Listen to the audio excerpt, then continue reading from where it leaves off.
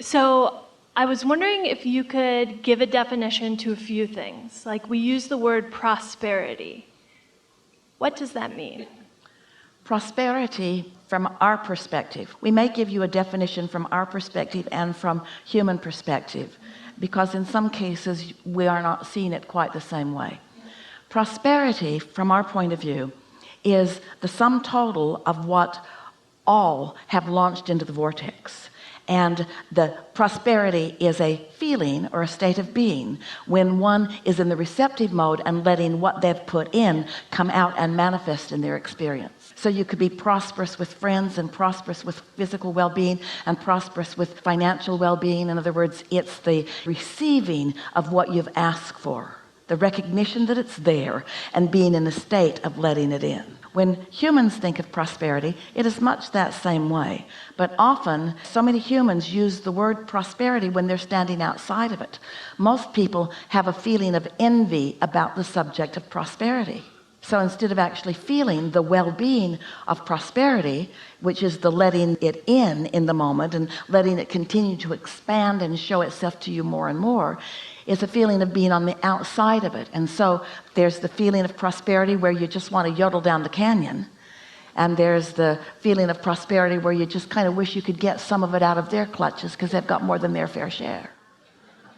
I love it. So it's perspective. It's like your feeling or what you're looking at. You could say everything. That's those two clumps we were talking about. There's the being tuned in, tapped in, turned on. There's under the influence of source perspective, and then there's under the influence of something else. You're going to receive sometime on this cruise something that Esther has had printed for you. Let the cat out of the bag. You can look forward to it.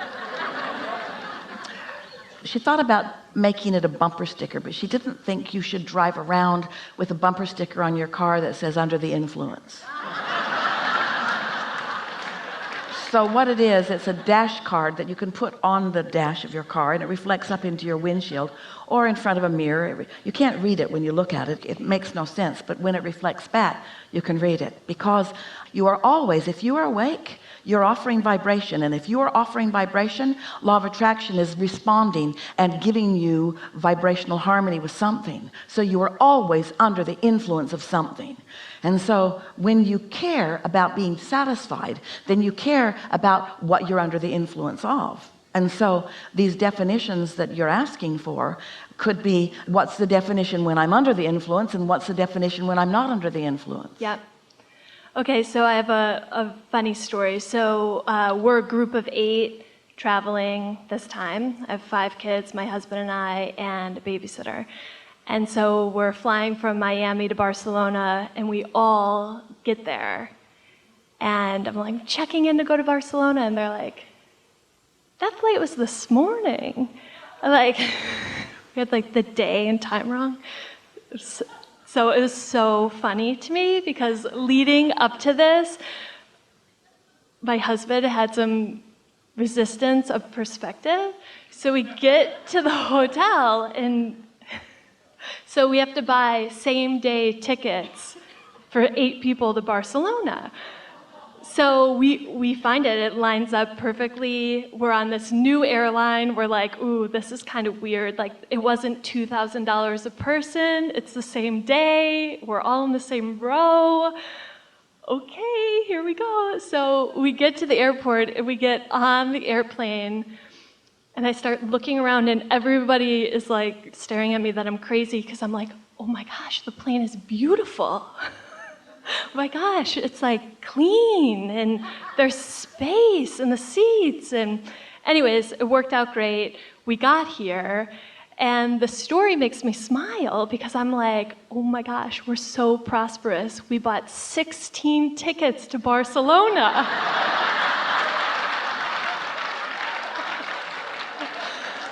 And of course, there's the other side where you could be looking at it like, we had to buy 16 tickets to Barcelona. So we're prosperous. Apparently. But let's chew on this just a little bit, because that's a lot to hold your vibration in place about, isn't it? It was so fun. so fun watching it. And we didn't get our money back from the first 8, and we also had priority. We were premium, like first class, 5 out of the 8, which we all lost. And I am excited that we could spend so much on flights. Because if we could spend that on flights, then we could spend that on the other desires and the other desires and the other desires. Like, it's there. We have a question for you. There's no right or wrong answer. Okay. And it'll be helpful in the context of what we've been talking about here.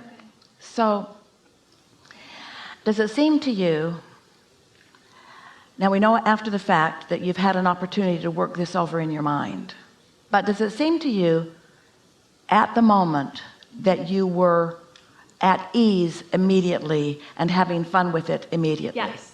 Well, then that's what we're talking about you're so accustomed to being in that satisfied mode that there was nothing for you to overcome. Like that, the driver of the car driving us back to the hotel was like... That's what step 5 is. Step 1 is you know what you don't want, so you know what you do want. Step 2 is source is answering. Step 3 is you get into the receiving mode. Step 4 is you've practiced it so well that you're a master at the receiving mode. Mm-hmm. Seems funny that step 4 would just be really good at step 3, but that's the way we like to call it. Step 4 is just being really consistent at it. And step 5 is being back in what many would see as a step 1 moment and not losing your sense of satisfaction. And when you're moving through life living like that, then things do unfold for you comfortably. Because sometimes when something starts to go wrong for someone, you're feeling satisfied, conditionally satisfied, as long as everything's going all right. But when something goes wrong, then you take the hit of it. And then as you take the hit of that, now you're queued up for more to go wrong and more to go wrong and more to go wrong and more to go wrong and more to go wrong. But if you're able to maintain your sense of satisfaction, even though something got a little wonky, then your recovery time is instantaneous. And so? Okay, so I have one other question. So I'm really good at navigating my group and navigating my group with lots of people around. So I sense, it's almost like an archetype, but I'd like some clarity about this. Like, we arrive and we're going to be getting on the ship. Here's an example. And I feel this leadership, almost like a queen, come, and my energy field gets like huge. And we don't wait in line. We move, right? It's like, oh, you could take this, right? We all get through in 10 minutes. There were like lots of people waiting in line, and we're through. However, so I move through, I'm satisfied, I'm looking around at my people, and sometimes, maybe the answer is to not pay attention to them, but sometimes this energy that I have is, I feel is like misinterpreted by them as like... Almost always. Okay, that's just it. I just need to like put my sunglasses on, move like a queen, and not care.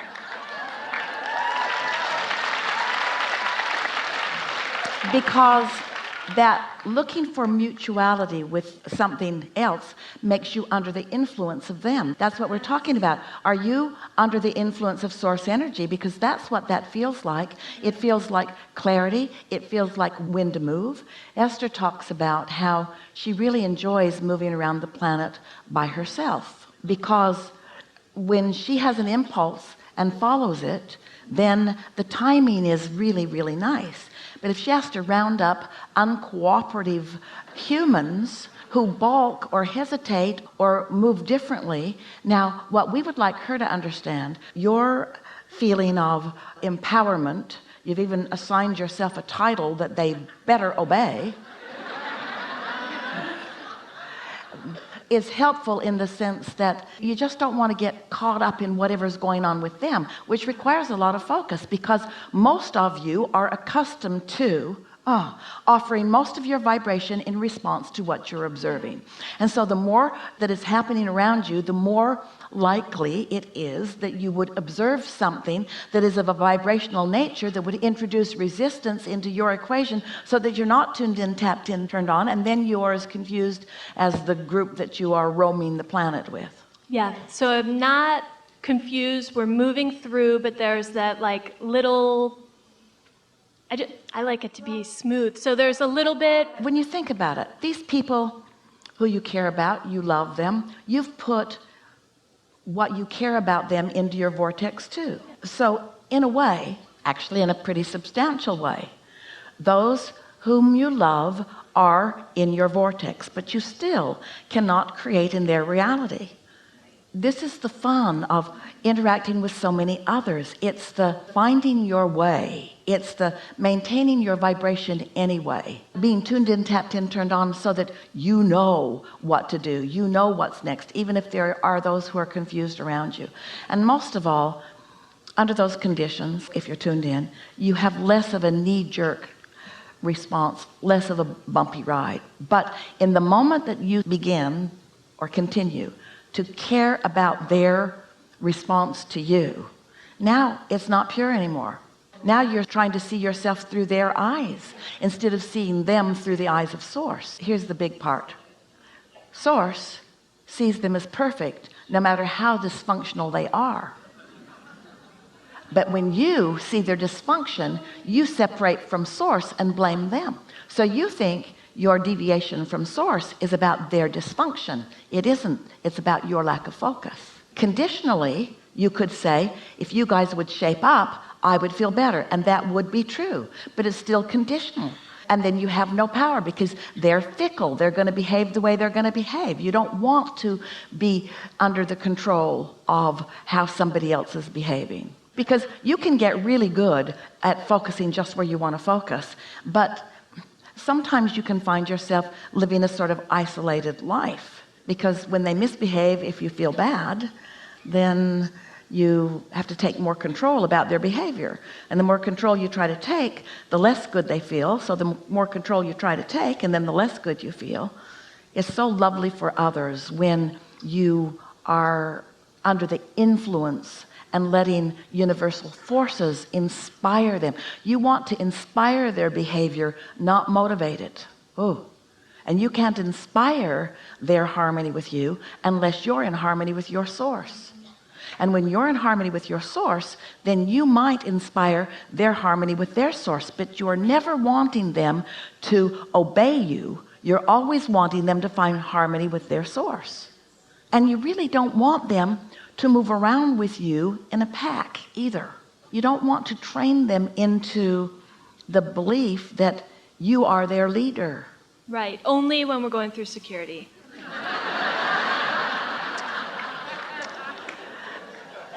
Then they get spread out. Only before they are 12, and only when they have their first date, and only when they go out on their first driving, and only when, and only when, and only then. Don't give yourself an exception to that.